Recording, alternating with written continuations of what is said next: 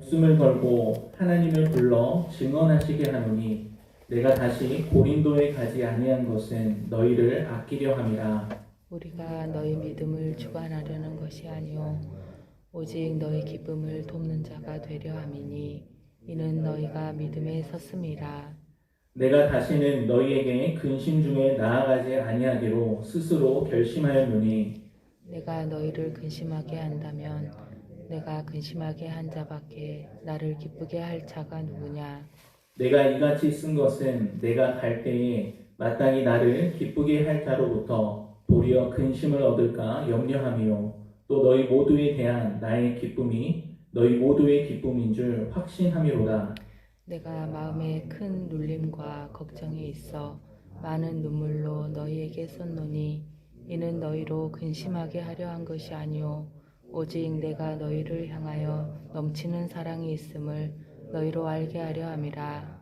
근심하게 한 자가 있었을지라도 나를 근심하게 한 것이 아니요 어느 정도 너희 모두를 근심하게 한 것이니 어느 정도라 함은 내가 너무 지나치게 말하지 아니하려 함이라. 이러한 사람은 많은 사람에게서 벌 받는 것이 마땅하도다. 그런즉 너희는 차라리 그를 용서하고 위로할 것이니 그가 너무 많은 근심에 잠길까 두려워하노라. 그러므로 너희를 고나노니 사랑을 그들에게 나타내라. 너희가 범사에 순종하는지 그 증거를 알고자 하여 내가 이것을 너희에게 썼노라.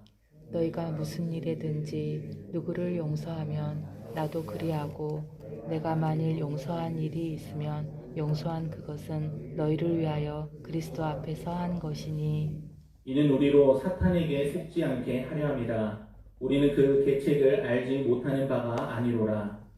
내가 그리스도의 복음을 위하여 드로아의 이름에 주 안에서 문이 내게 열렸으되 내가 내 형제 디도를 만나지 못하므로 내 심령이 편하지 못하여 그들을 작별하고 마게도냐로 갔노라.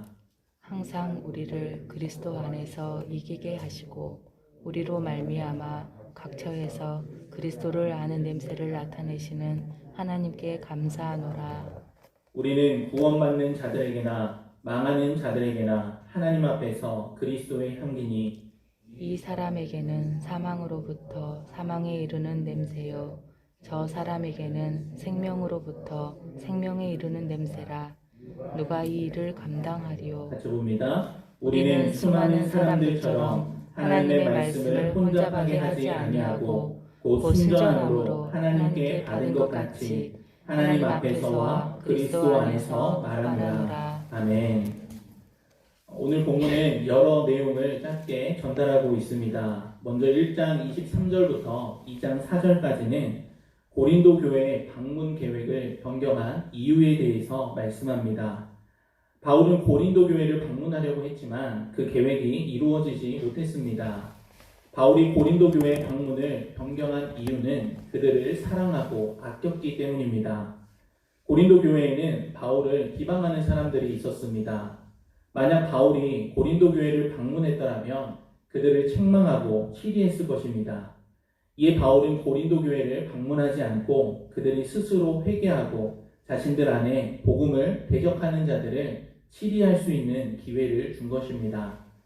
바울은 하나님을 증인으로 세우고 심지어 자기 목숨을 걸면서까지 이야기를 합니다. 만일 자신이 거짓을 말하고 있다면 하나님께서 자신에게 벌을 내리실 것이라는 의미로 하나님을 증인으로 세운 것입니다. 바울을 대적하는 거짓 선지자들과 그의 세력들이 지금 현재 바울을 거절하고 있기 때문입니다. 그래서 바울은 자기 말이 진실임을 강조하고 있습니다. 바울은 고린도 교회를 아껴서 방문하지 않은 이유를 24절부터 설명합니다. 먼저 바울은 자신을 통해 복음을 받은 고린도 교회 성도들을 지배하려고 하지 않았습니다. 그들의 믿음을 주관하는 자가 아니라 그들이 기쁨을 만들어가는데 함께하는 자가 되려고 했습니다. 바울은 고린도 교회 성도들을 신앙 안에서 성장하도록 돕고자 한 것입니다. 또한 2장 1절에서 바울은 과거에 고린도 교회를 방문했을 때 슬프고 마음이 상하는 경험을 했던 것으로 보입니다. 그래서 당분간 고통스러운 마음을 가지고 고린도 교회를 재차 방문하지 않겠다고 결단합니다. 만약 바울이 슬픈 마음을 품은 채 고린도 교회를 방문하여 대적을 징계한다면 이로 인해 고린도 교회는 고통과 슬픔에 잠길 것입니다. 바울은 이러한 고통을 피하고자 했습니다. 그래서 고린도 교회의 근심 중에 나아가지 않으려 한 것입니다. 이처럼 바울과 고린도 교인들은 아픔과 기쁨을 함께 나누며 영적으로 긴밀히 묶여 있었습니다. 무엇보다 바울은 진정으로 고린도 교회를 사랑했습니다. 그래서 눈물의 편지를 쓰게 된 것입니다. 교회를 병들게 만드는 악행의 문제는 반드시 해결되어야 합니다. 때로는 징계를 통하여서 믿음의 생활을 바르게 하도록 도와줄 수 있어야 합니다. 다만 그것을 다루는 방식으로 바울은 매를 들기보다 사랑하는 마음으로 그들을 대하기로 했습니다. 그래서 바울은 눈물로 편지를 쓰며 고린도에 가지 않기로 결정한 것입니다.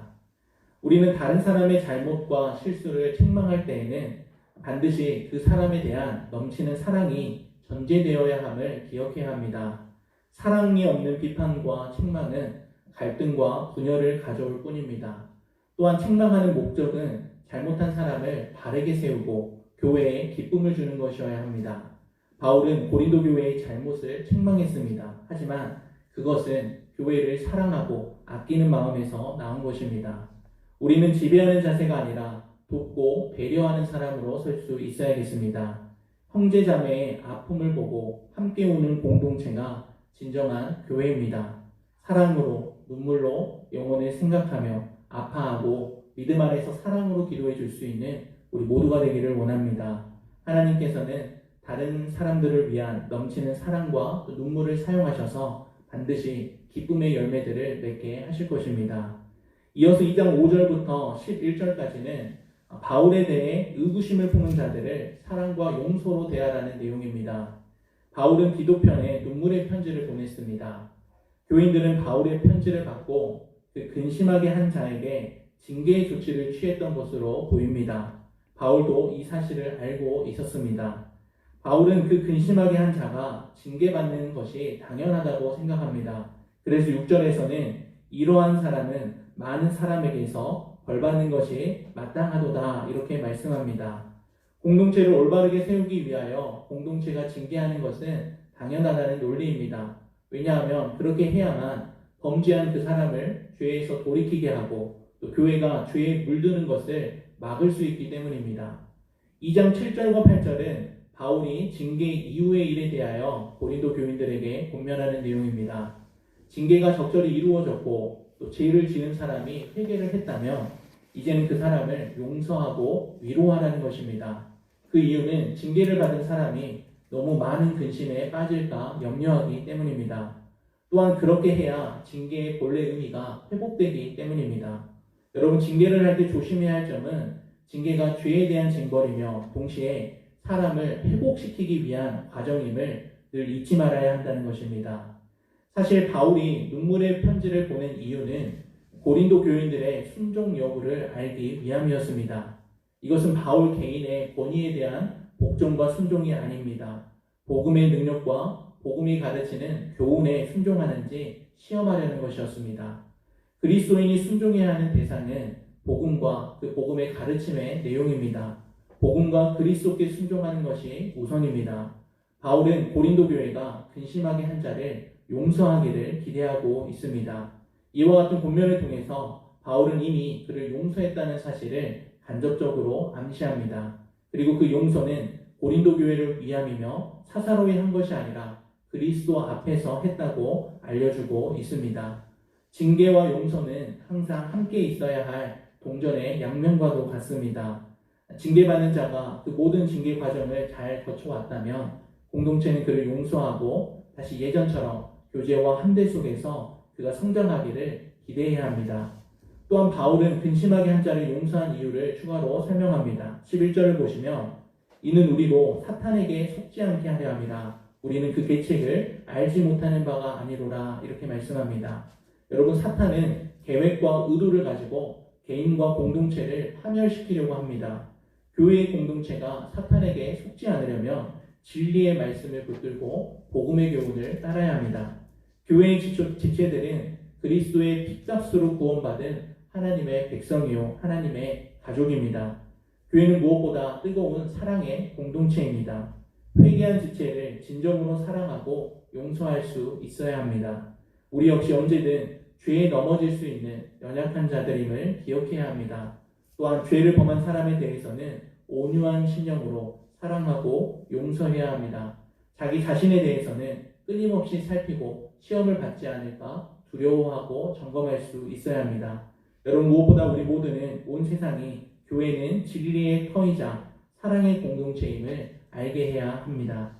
2장 12절과 13절은 디도편으로 눈물의 편지를 보낸 4절 이후의 상황입니다. 바울은 디도를 고린도 교회로 파송했는데 드로아에서 그를 다시 만나기로 약속해 놓았던 것으로 보입니다. 바울은 디도에게서 고린도 교회 소식을 듣기를 원했던 것입니다. 하지만 그를 만나지 못해서 마음이 편치 않았습니다. 고린도 교회에 대한 근심 때문이었습니다. 비록 드로아에서 복음의 문이 열렸지만 바울은 고린도 교회 소식을 듣고자 디도를 만나러 마게도냐로 이동을 했습니다. 그만큼 고린도 교회에 대한 바울의 애정은 특별했습니다. 하나님의 교회를 뜨겁게 사랑하는 사람들을 통해 그리스도의 향기가 각처로 퍼져나가게 하십니다.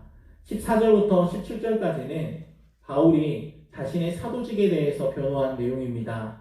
이 변호는 14절에서 시작하여 7장 4절까지 계속됩니다. 먼저 바울은 하나님께 감사를 드립니다. 하나님은 사도인 우리를 그리스도 안에서 이기게 하시는 분이라고 말씀합니다. 여기서 이긴다로 번역된 단어는 어떤 사람을 승리의 개선 행렬로 이끈다는 의미입니다. 우리는 그리스도 안에 있을 때 항상 승리합니다. 예수님이 이미 사망의 권세를 모두 이기셨기 때문입니다. 따라서 그리스도의 향기를 전할 때, 즉 복음을 전파할 때 예수님이 거두신 승리의 행렬에 동참할 수 있습니다. 바울은 자신을 그리스도의 향기라고 말하고 있습니다. 바울은 자신의 선포 사역을 통해 그리스도의 향기를 온 세상에 퍼뜨리는 사람입니다. 그것의 결과는 양면으로 나타납니다. 멸망하는 자들에게 그 향기는 사망으로부터 사망에 이르는 냄새입니다. 복음을 거절한 사람들에게는 영원한 심판이 있습니다. 그러나 구원받는 사람들에게는 생명으로부터 생명에 이르는 냄새입니다. 복음에는 사람을 살리는 영생의 능력이 있습니다. 여러분, 복음의 향기가 들어가는 곳에는 이렇게 구분이 나타납니다. 그리고 그 결과는 영원합니다. 우리는 과연 하나님과 사람 앞에서 그리스도의 향기로 살아가고 있는지를 돌아볼 수 있어야겠습니다. 성도는 삶 속에서 자기 영혼의 구원자이신 또 주인이신 예수 그리스도의 향기를 드러내며 살아야 합니다. 이 말은 성도의 인격이 예수님의 성품을 닮아가야 한다는 뜻입니다. 단순히 착한 일을 하라는 의미가 아닙니다. 선한 행실과 복음 전도를 통해서 예수님의 존재와 예수님의 성품을 드러내라는 말입니다. 바울은 자신이 정직하게 이 사도의 직분을 감당했다고 고백합니다. 또한 복음 전파의 책임을 통감하고 있습니다.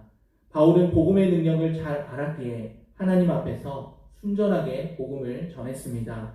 고난 가운데 있었지만 복음 전하기를 멈추지 않았습니다. 때를 얻든지 못하든지 복음을 전파했습니다.